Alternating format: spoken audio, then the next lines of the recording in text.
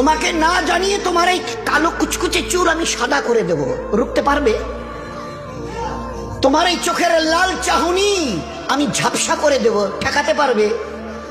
তোমার এই লোহার মতো মজবুত দাঁত 32টা 16 একটা একটা করে ট্রান্সফার করিয়ে দেব, তোমার কাছে কোনো পারমিশন নেব না, ধরে রাখতে পারবে? এইভাবে আস্তিন গোটানো মাসল ফোলানো ধরে রাখতে পারবে তো? এরকম করবে না তো?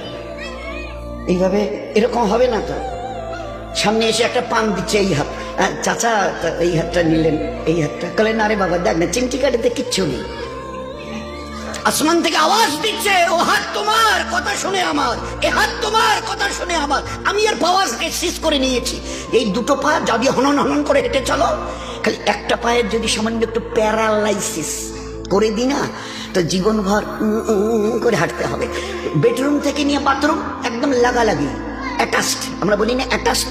তুই বেডরুম থেকে নেমে বাথরুম কত 4-5 হাত, বেডরুমের দেয়াল আর এই যেই হচ্ছে বাথরুমের দেয়াল, মাঝখানে একটা দরজা, এখান থেকে উঠে ওই ঘরের রুমটাতে পারবে? আছে পাওয়ার? কিসের দেমাগ তোমার? কিসের এই অহংকার তোমার? শুনুনি কোনোদিন নবীজির কাছ থেকে অহংকার, তাকাব্বুর এটা আমার চাদর, বড়াই এটা আমার চাদর, আল্লাহ বলছেন। আর আমার চাদর ধরে যে টান দেয় তার ঠিকানা কোথায়? ভাই বলেন না, সবাই কম বেশি জানেন।